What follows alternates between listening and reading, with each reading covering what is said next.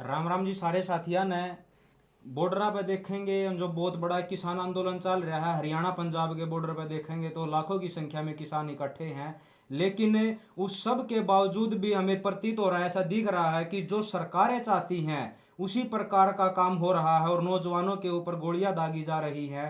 तो समस्या बड़ी गंभीर है। इस विषय के ऊपर हमें जानेंगे। जो डॉक्टर देवेंद्र बलारा हैं, ये बार बार किसान आंदोलन में सक्रिय भूमिका में रहे हैं। जो 2020-21 में चला था उसमें भी और अब भी अपनी सक्रिय भूमिका निभा रहे हैं। तो आइए जानते हैं डॉक्टर साहब से कि ये आंदोलन चल रहा है तो इसके ऊपर सरकार का और किसान नेताओं का क्या रवैया है। डॉक्टर साहब, ये जो किसान आंदोलन चल रहा है इसके ऊपर अगर जो हम बात करें तो सरकारों से लगभग 4 या 5 दौर की वार्तालाप हो चुकी है, लेकिन हल कहीं नहीं निकल रहा। तो इसके पीछे का क्या कारण है, वो हल क्यों नहीं निकल रहा। अगर आपको पता हो रविंद्र भाई कि हम लोगों ने बहुत पहले आप लोगों के सामने एक बात रखी थी कि ये किसान आंदोलन असल में किसानों के लिए है ही नहीं था। बहुत जिम्मेदारी के साथ मैं ये बात कह रहा हूं। पहले तो ऐसा लग रहा था कि जैसे कोई शक था मुझे इस बात का, और क्योंकि मैंने किसी संगठन से बात नहीं की, अपने संगठन से जहां से मैं बिलोंग करता हूं, तो ये हमारे संगठन का कोई ऑफिशियल स्टैंड नहीं है, ये मेरा व्यक्तिगत आकलन है जो मैं आप सबको बता रहा हूं। अगर ये किसानों की लड़ाई है तो जिन्होंने ये कॉल दी है वो किसानों से पूछ कर दी है क्या? किसी किसान नेता से पूछा है? किसी किसान संगठन को कॉन्फिडेंस में लिया है? या अपने आप से जो जनता के अंदर गुस्सा है सरकार के प्रति उसको यूज करने का एक दिमाग के अंदर कोई फितूर चढ़ा हुआ है? या आप लोगों को यह लगता है कि आप इतने बड़े नेता हो कि आपकी बात को लोग और सरकार दोनों के दोनों सर आंखों पर बिठाएंगे? आपने देखा कि हमारे ही प्रदेश का एक नेता एक रैली करता है, वो अपनी संख्या बल दिखाता है, अपने आप को नेतृत्व में घोषित करता है, और घोषित करने के बाद वो पंजाब में जाकर छुप जाता है। वो हरियाणा में आकर हरियाणा के किसानों का नेतृत्व क्यों नहीं करता है? ये बात नहीं समझ में आएगी क्या लोगों को? जिस टाइम पर एक कॉल दे दी गई मात्र 2 संगठनों ने, वहां पर जहां हजारों किसान संगठन हैं, क्या एमएसपी केवल पंजाब के किसान को चाहिए? केवल 2 संगठनों के किसानों को चाहिए? या केवल मतलब उन्हीं लोगों को चाहिए जो लोग उनका सपोर्ट करेंगे? महाराष्ट्र के लोगों को नहीं चाहिए क्या? और अगर चाहिए तो महाराष्ट्र के किसान नेताओं से किसने बात करी? बाकी देश के किसान नेताओं से किसने बात करी? अगर केंद्र सरकार कोई कानून बनाएगी एमएसपी की गारंटी का, तो उसका फायदा जब सभी को होने वाला है तो सभी किसान नेताओं को इसके अंदर शामिल क्यों नहीं किया गया? कोई बात नहीं। आपने देखा, कॉल दे दी गई, लोग निकल आए सड़कों के ऊपर। लोगों के अंदर गुस्सा था, सरकार के प्रति पहले से गुस्सा है, चुनाव आने वाला है। इसके 2-3 पहलू होते हैं। पहला, कुछ लोगों को लगता है कि सरकार इस चुनावी साल के अंदर सारी बातें मानने के लिए मजबूर हो जाएगी और हम सरकार के ऊपर दबाव बनाने में कामयाब हो जाएंगे। इसका दूसरा पहलू यह है कि सरकार सोचेगी कि लोगों के अंदर जो गुस्सा है उस गुस्से को हम इस आंदोलन के जरिए, जैसे प्रेशर कुकर में एक वॉल होती है ऊपर, वो सीटी होती है, और जब अंदर प्रेशर बढ़ जाता है वो सीटी जो अपने आप ऊपर होकर के और वो गैस सारी निकल जाती है और फिर से दोबारा से उबाल शुरू हो जाता है। तो पब्लिक के अंदर जो उबाल है, जो उसका सत्यानाश किया जा रहा है, छोटे दुकानदार का नाश किया जा रहा है, आपके मिस्त्रियों का सत्यानाश किया जा रहा है, ड्राइवरों का किया जा रहा है, टैक्सी ड्राइवर हो चाहे ट्रक ड्राइवर्स हो, आपके जो हाईवे के दोनों तरफ में होटल वाले हैं, छोटे ढाबे वाले हैं, आप छोटे रेडी पटरी वाले हैं, मजदूर करने वाले हैं, सफाई कर्मचारी हैं, आंगनबाड़ी वर्कर हैं, आशा वर्कर हैं, रोडवेज कर्मचारी हैं, एलआईसी वाले हैं, आपके रेलवे वाले हैं, डाकखाने वाले हैं, और जितने संस्थानों को बेचा जा रहा है, प्राइवेटाइज किया जा रहा है, स्कूलों के शिक्षक हैं, आपके अस्पतालों के अंदर डॉक्टर्स हैं, नर्सिज हैं, कौन सा डिपार्टमेंट है जो परेशान नहीं है? वो सबके सबका सत्यानाश पैरेलल में किया जा रहा है एक व्यवस्था बना करके। वो जो गुस्सा लोगों के अंदर है उस गुस्से को निकालने के लिए कि लोग अपने आप सड़कों पर आ जाएंगे, कोई भी कॉल दे दे, तो वो एक सीटी का काम करने की योजना सरकार बना रही थी। और मुझे पहले दिन से मैंने आपको यह कहा था कि याद हो मेरी वीडियो बनी थी कि एमएसपी की गारंटी देना ना देना दोनों तरफ सरकार के फायदे की बात है। पहली बात, न्यू वर्ल्ड ऑर्डर का इतना बड़ा षड्यंत्र चल रहा है, उस सारे षड्यंत्र की लड़ाई, उस सारे गुस्से को आप एक किसान आंदोलन के अंदर एक ही मुद्दों के ऊपर एक 5 सूत्रीय कार्यक्रम के अंदर निपटाना चाहते हैं, अगर आप इसको जन आंदोलन बनाना चाहते हैं। दूसरा, अगर वो बॉर्डर पर रुके रहते हैं तो मोतीलाल ये साबित करने में कामयाब हो जाएगा कि हम इतने ताकतवर हैं कि हमने किसानों को नहीं आने दिया, जबकि ये किसान नहीं थे, ये 2 संगठन थे। किसान तो अब आए हैं, लोग तो अब आए हैं जब वहां लोग मरने लगे और लोगों का गुस्सा जब बढ़ गया। अब जब किसान नेताओं से बात परे होने वाली है, जब उनके गुस्सा निकलने वाला है कि आप अब अगर सरकार के साथ सौदेबाजी करते हो तो बाकी के संगठन आंदोलन करेंगे, हम आंदोलन करेंगे, हम सारा का सारा काला चिट्ठा खोलेंगे जनता सरकार मोर्चा वाले कि आप लोगों ने मतलब क्या बना रखा है कि लोगों की आस्थाओं के साथ आप खेलेंगे, आप उनकी भावनाओं के साथ खेलेंगे और आप अपनी मर्जी से कुछ भी कह देंगे, आप किसी भी चीज के ऊपर कॉम्प्रोमाइज कर लेंगे। जब अब लोग मर रहे हैं, बच्चे मर रहे हैं, गोलियां मार रही है सरकार, इस देश के अंदर संविधान की रक्षा पर बोलने वाले कहां चले गए? वो बाबा भीमराव अंबेडकर को मानने वाले लोग जो संविधान की रक्षा के लिए लड़ रहे थे, उन लोगों को आकर के प्रदर्शन नहीं करना चाहिए कि गोली मारी जा रही है अपने लोगों को, 12 बोर की गोली मारी, मतलब बंदूक से गोली मारी जा रही है। ये बहुत सेंसिटिव मुद्दा है और मुझे लगता है कि इसके ऊपर समाज के हर तबके को बोलना चाहिए। ईवीएम के ऊपर जब किसान साथ दे रहे हैं तो बाकी के जो लोग हैं, जो दूसरे तबके हैं, उन लोगों को आकर के भी इनके साथ खड़ा होना चाहिए था। और जो किसान संगठन जितने भी हैं, पूरे हरियाणा हो, पंजाब हो, उत्तर प्रदेश हो, महाराष्ट्र हो, मध्य प्रदेश हो, उन सबको अपने अपने एरिया के अंदर किसान मूवमेंट शुरू कर देनी चाहिए।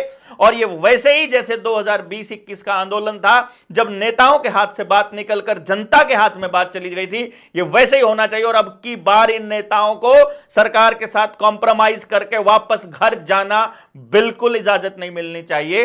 तो जब इन्होंने सोचा कि नहीं पार करने देंगे अगर बॉर्डर, तो भी हमारी जीत हम बता देंगे, किसानों से मजबूत हैं, और अगर पार करके आ गए तो एमएसपी दे देंगे और कह देंगे हम तो हम तो किसानों के साथ ही अब हैं। इसमें एक और बात है डॉक्टर साहब कि जो पिछले 13 महीने जो आंदोलन चला, उस आंदोलन में 40 से लेकर 45 संगठन थे जो एसकेएम नेतृत्व कर रहा था।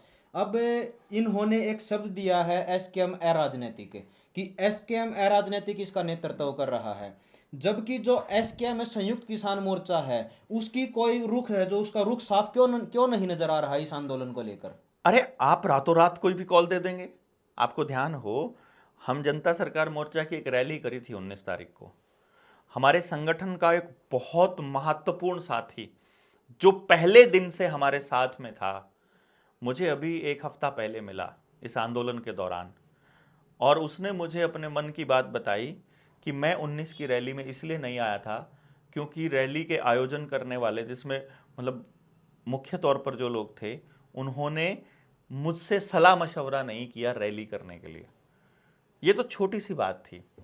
किसान नेताओं को मालूम ही नहीं है अगर कि आपकी रणनीति क्या है। देखिए, आपने कॉल दे दी कि 13 तारीख को किसान दिल्ली कूच करेंगे, जनता कूच कर रही है। संगठन के तौर पर हमने कहा किसानों की हर जायज मांग का हमारे को समर्थन है। उन जो नेता, एसकेएम का एक भी नेता ने अगर यह बयान दिया हो कि हम इस आंदोलन के पक्ष में नहीं हैं, तो एसकेएम दोषी होगा। एसकेएम के हर नेता ने एक बात कही है, सिद्धांतिक रूप से किसान के हर मुद्दे पर, जायज मांगों पर हम हर संगठन के साथ हैं और इस आंदोलन का भी समर्थन करते हैं। तो ये नहीं है कि एसकेएम ने वो नहीं किया, लेकिन ये कॉल एसकेएम की नहीं थी। उन्होंने गेम ही तो यही खेला था ना कि एसकेएम के लोगों को पॉलिटिकल साबित कर दो पब्लिक की नज़रों में, और ये नॉन पॉलिटिकल रह गए हैं, इनका आंदोलन बना दो और 2-4 चेहरों को चमका दो, और उन्हीं चेहरों के नाम आने चाहिए और किसी के नाम नहीं आने चाहिए, और लोगों को लगना चाहिए कि वो जो कहेंगे वही कहेंगे। दिन में लोगों के अंदर उबाल है, गुस्सा है, आप कहते हो कि नहीं पूरा दिन खड़े रखो। पब्लिक को पूरा दिन इंतजार में खड़े रखना, इंटरनेट नहीं चल रहा है, आप अपनी जानकारी लोगों तक नहीं पहुंचा पा रहे हैं, आप अपनी पूरी वास्तविक स्थिति नहीं बता पा रहे हैं, तो पब्लिक इधर से कंफ्यूज्ड है, उधर से वो जनता जो वेट कर रही है अपने नेताओं का, वो कंफ्यूज है, फोन कर करके पूछते हैं, नेट नहीं चल रहा है तो फोन करके पूछे क्या रहा मीटिंग में, क्या रहा, अभी तो अंदर गए हैं, अभी तो बैठे हैं, 4-4 घंटे इंतजार करवा के केंद्र के नेता आते हैं वहां पर उन मीटिंग्स के अंदर और बकवास करके निकल जाते हैं कि हम जा करके पूछेंगे, कि वो कहते हैं हम अपनी घरवाली से पूछ, किससे पूछेंगे, खत्म बैठा है तुम्हारा कोई वहां जिससे पूछोगे, भेजा क्यों है फिर अगर तुम निर्णय नहीं ले सकते हो? ऐसे आदमी को भेजना चाहिए जो निर्णय ले सकता है, वहां पर उसको पावर दे के भेजनी चाहिए कि तुम यहां तक बात कह सकते हो, वो बोल देगा मैं यहां तक कह सकता हूं, इससे आगे नहीं कह सकता। और लेकिन ऐसा कुछ नहीं कहते, वो लटका के रखते हैं ताकि लोग कंफ्यूजन में उनको लगे कि उनकी ऊर्जा व्यर्थ हो रही है और वो लोग इस आंदोलन के अंदर जानबूझकर मतलब पीछे हट जाएं और किसान का नाम बदनाम हो और सेफ्टी वॉल की तरह ये ऊर्जा लग के, और फिर जो ईवीएम से इन लोगों ने सरकार बनानी है उसका क्रेडिट ये लोग किसान को देना चाहते हैं। जैसे पुलवामा का खाया, पुलवामा पर किसी ने वोट नहीं किया, लेकिन सोशल मीडिया पर यह चला कि ये पुलवामा की वजह से जीते थे, तब भी जीते ईवीएम से थे। आज ये किसान के नाम पर जीतना चाहते हैं क्योंकि राम मंदिर के नाम पर इनको किसी ने वोट नहीं दिया।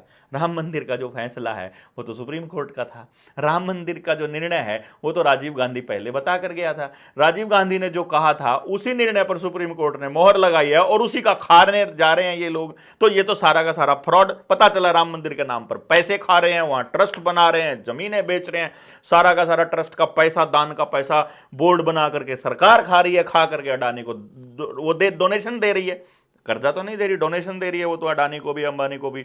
तो इस तरह से पता लग रहा है कि सारे देश के मंदिरों को सरकार खा चुकी है, वहां पर बोर्ड बना करके, पर्यटन स्थल डेवलप कर करके, ओयो के कमरे डेवलप करके, मंदिरों को, आस्था के स्थान को भी इन्होंने रंडी खाना बनाने की योजना बना रखी है। यह हालत करके इनको मालूम है और देश के लोगों को भी पता है कि ये लोग समाज को बर्बाद करने की दिशा में काम कर रहे हैं, इसलिए उनका वो पैंतरा नहीं चला। तो इन्होंने कहा कि हम किसानों के नाम पर वोट लेने की दिखा सकते हैं, मतलब परसेप्शन बना सकते हैं, और मुझे लगता है ये भी नाकाम होने वाला है। तो ये जो आंदोलन चल रहा है इसका आपका सीधा सीधा मतलब है जो स्पष्ट है वो ये कहना है कि नेतृत्व कमजोर है और सरकार के द्वारा ही इनको खड़ा किया गया है ये आंदोलन। नेतृत्व तो मुझे लगता है ही नहीं है। जिस किसी संगठन के पास इतने लोग हों जो आपके एक इशारे का इंतजार कर रहे हों और फिर भी वो लोग ड्रामा करते हैं, पहली रात में आकर के वीडियो के सामने आकर कहते हैं हो सकता है ये हमारी आखिरी बातचीत हो आपसे, हो सकता है हमारी आखिरी वीडियो हो, हमारे को ऊपर गोली लगे नेतृत्व के ऊपर, और जब आगे चलना होता है तब मीटिंगों में भाग जाते हैं, फिर कहते हैं नहीं अभी कोई नहीं है।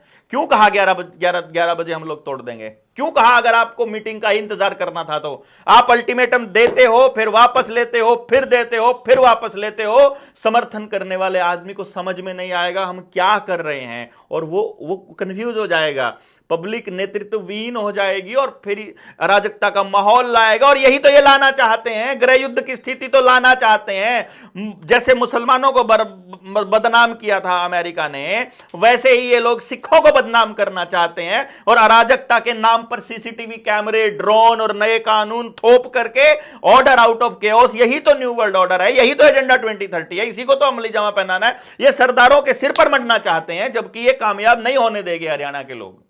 तो इसमें जैसे सब लोग जानते हैं कि चुनाव नज़दीक है, कभी भी देश के अंदर आचार संहिता लग सकती है।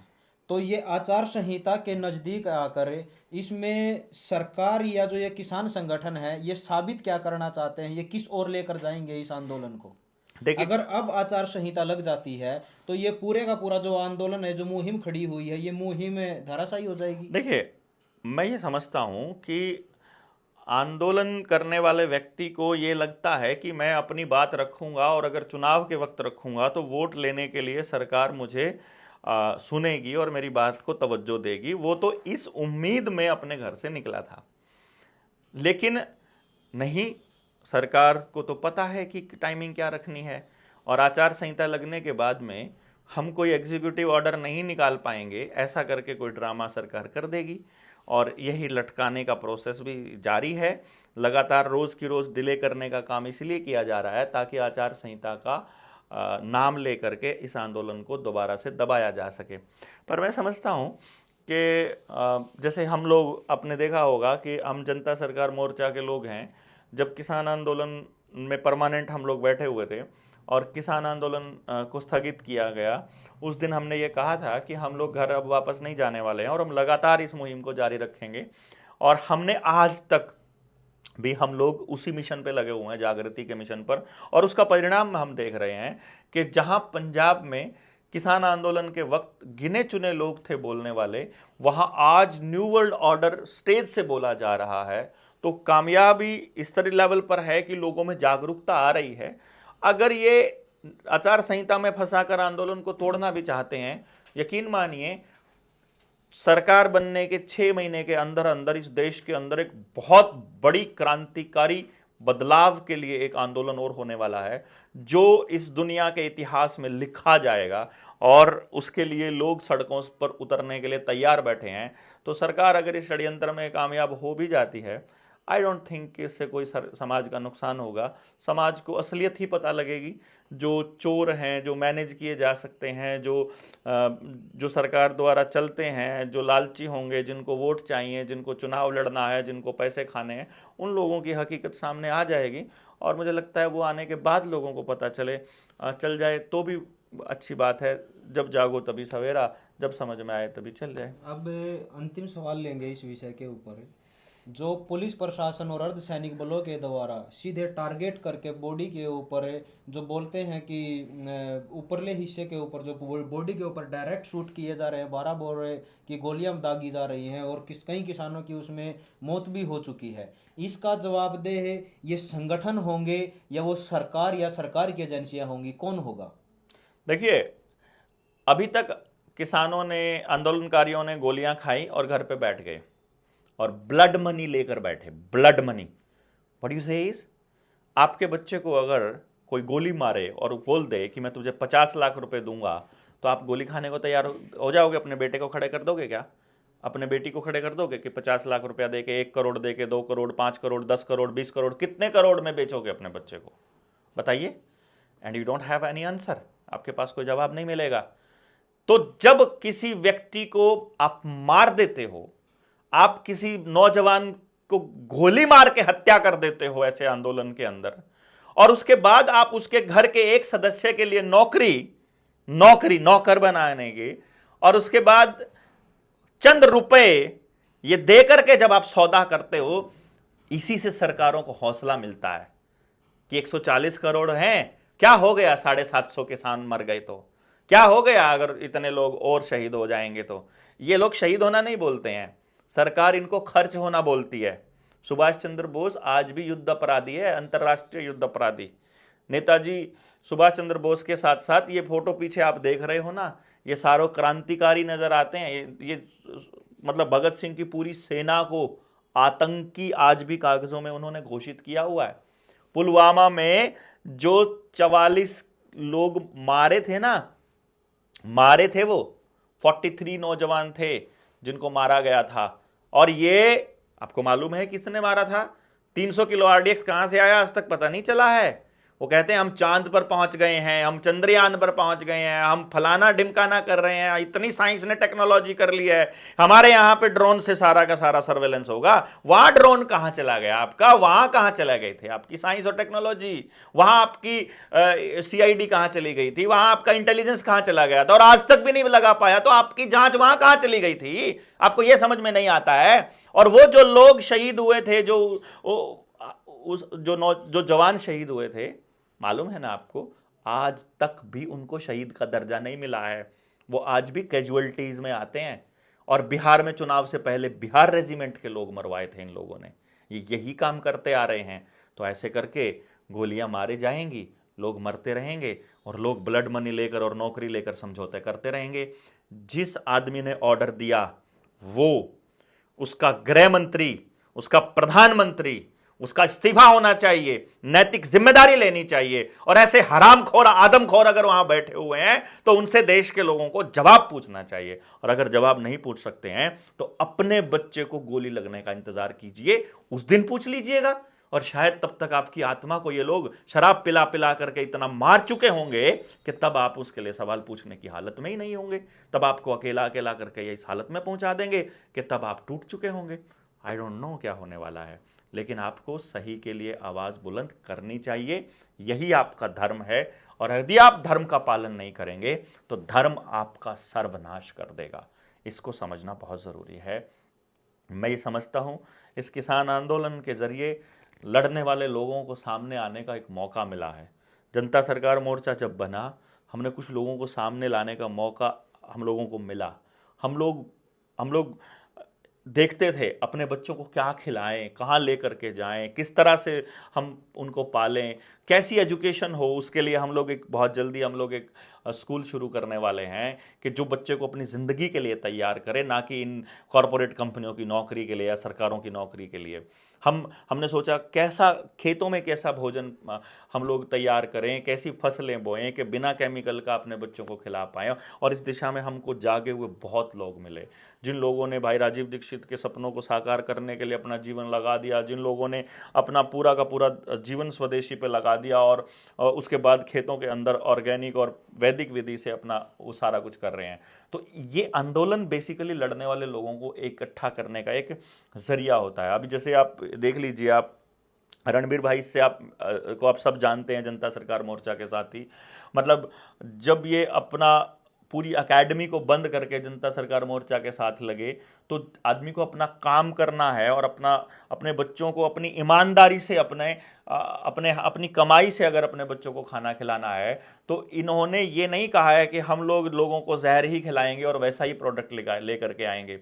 ये उस तरह के प्रोडक्ट्स मैं देख रहा हूँ कि जैसे आप देख रहे हो, ये गौशाला, अपनी गौशाला का बलौना विधि से बिलोया हुआ घी आप देख पाएंगे।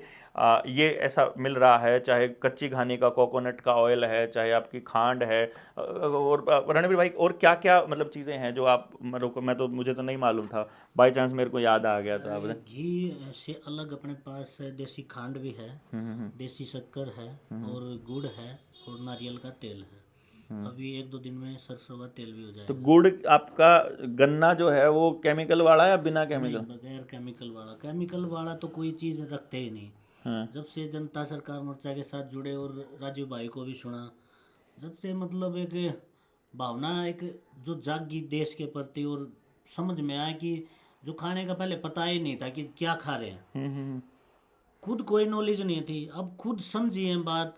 तो जब ये बात समझ में आई कि हमें क्या खाना है और क्या समाज को देना है, तो मतलब होम डिलीवरी वगैरह का आपके पास ऑप्शन कोई है? हाँ, होम डिलीवरी हो जाती है, कुरियर। तो कोई नंबर आप ये नंबर लिखा हुआ है इसके ऊपर, पहले वाला कि दूसरे वाला?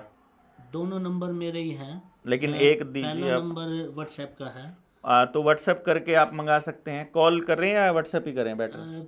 दोनों चीज़ कोई भी कर दोनों चीज़ है। तो 2 नंबर हैं यहाँ पर लिखे हुए, 9813058585 और 9034915532, यानी कि 98 130 58 58 5 और 90 349, यानी 90 34 91। दोबारा से बोल रहा हूँ इस नंबर को, 90 34 91 91 मतलब 91 और 55 32। तो इन पर आप ऑर्डर करके होम डिलीवरी हो जाएगी कहीं भी, ऑल इंडिया में कहीं भी। तो अमेरिका में मंगाना हो तो किसी ने कुरियर की सुविधा है जी। कुरियर की सुविधा है, तो फिर इंडिया में क्यों कह रहे हो? फिर आप ऑल वर्ल्ड में कितने भी मंगाना हो किसी ने, हाँ, पूरी दुनिया में किसी में कोई भी मंगा लो, चाहे अमेरिका मंगा लो, कनाडा वाले देसी खांड देसी घी मंगाना है गाय का। इंडिया में इसलिए बताया था मैंने, बोल दिया कि ज़्यादातर यही खाते हैं लोग, उनको पता ही नहीं क्या डंगा खा रहे हैं। हाँ, जो हमारे साथी जाए हुए हैं या जो बाहर से जुड़े हुए हैं उनको पता है, जिनका कॉमन सेंस जिंदा है, वो वेट करते हैं कि कोई असली चीज़ हमको मिले खाने को, और वो यहाँ से ले करके भी जाते हैं वहाँ बहुत सारे लोग। तो आप इस पे विचार करें कि भाई हम अपने बच्चों को क्या खिला रहे हैं, क्या नहीं खिला रहे हैं। और जो ये आंदोलन है, मैं समझता हूँ कि ये तो बहुत एक छोटी सी बात है, लेकिन आंदोलन को आप लाइटली मत लीजिए। अपने समाज के लोगों को जोड़ने के लिए ये एक ज़रिया होता है। जैसे आपके पास अपने रिश्तेदारों से मिलने के लिए जगह नहीं होती, समय नहीं होता और आप निकाल नहीं पाते, फिर अचानक से किसी रिश्तेदार के यहाँ कोई फंक्शन हो जाता है या कोई मिस हैपनिंग हो जाती है और फिर आप जाते हैं और आपको वहाँ सारे रिश्तेदार मिलने का एक मौका मिल जाता है। तो आंदोलनकारियों के मिलने का एक जगह है। वहाँ चोर भी घुस जाते हैं, हालांकि जेब कतरे भी जाते हैं वहाँ भीड़ देख करके कि जेब कतरे को मिलेगी। वो अपना सामान बेचने वाले लोग भी चले जाते हैं, अपने पर्चे बांटने वाले, अपना प्रचार करने वाले पहुँच जाते हैं। लेकिन उससे भी बड़ी बात यह है कि अगर आंदोलन लंबा चलता है तो हमको लड़ने वाले लोग भी मिल जाते हैं। तो वो लड़ने वाले लोग आज सड़कों पर हैं और आपके लिए लड़ रहे हैं, क्योंकि जब बच्चे बचेंगे, खेत बचेगा, ज़मीनें बचेंगी, तो ना केवल उनके बचेंगे, फिर आपके भी बचेंगे। इसलिए समाज के हर तबके से मेरी गुजारिश है कि सारे तबके मिल करके किसान आंदोलन को जन आंदोलन बना दीजिए, और इसको चंद लोगों के हाथों की कठपुतली बनने से हमको बचाना ही होगा, ऐसा प्रतीत होता है। जी, आप सब ने डॉक्टर देवेंद्र बल्हारा की प्रतिक्रिया जानी किसान आंदोलन को लेकर, कि किस प्रकार क्या कुछ खेल खेला जा रहा है, या किस प्रकार क्या कुछ सरकारों के द्वारा और इन किसान नेताओं के द्वारा, जो अपने आप को एसकेएम में राजनीतिक बोलते हैं, जो दो संगठन मिलकर चले हैं और लोगों की जन भावना के साथ खिलवाड़ कर रहे हैं, ऐसा डॉक्टर देवेंद्र बल्हारा जी का कहना है। आप लोग कमेंट बॉक्स में अपनी राय जरूर दीजिएगा, लगे तो वीडियो को शेयर कीजिएगा, लाइक कीजिएगा, कमेंट के माध्यम से आप जरूर बताइए कि क्या ये व्यक्ति सही कह रहा है या गलत कह रहा है। एक चीज़ का और मैं विशेष ध्यान लेकर जाना चाहूँगा आप सब साथियों का, कि ये वही व्यक्ति है जो उस गुलामी के दौर में, जो 2020 के अंदर जो महामारी के नाम पर पूरे देश के अंदर ड्रामा चला था, जिसने कहा था कि ये मत पहनो और ये टीके मत लगवाओ, लेकिन लोग उस समय पर इस व्यक्ति को पागल बोलते थे। लेकिन आज सबको महसूस हो रहा है कि ये वो व्यक्ति था जो बिल्कुल सच्चाई के साथ खड़ा था, वो बातें बता रहा था जिसके ऊपर लोग यकीन नहीं कर रहे थे, लेकिन वो बात आज सच साबित होती नजर आ रही है। तो एक बार इस जो डॉक्टर साहब ने जो अपनी प्रतिक्रिया दी है, इसके ऊपर भी अपनी तार्किक बुद्धि लगाकर कमेंट जरूर कीजिएगा, और वीडियो को लगे तो लाइक शेयर जरूर कीजिएगा। बहुत बहुत धन्यवाद साथियों, आप सब साथियों का बहुत बहुत जय हिंद, जय भारत। जय भारत।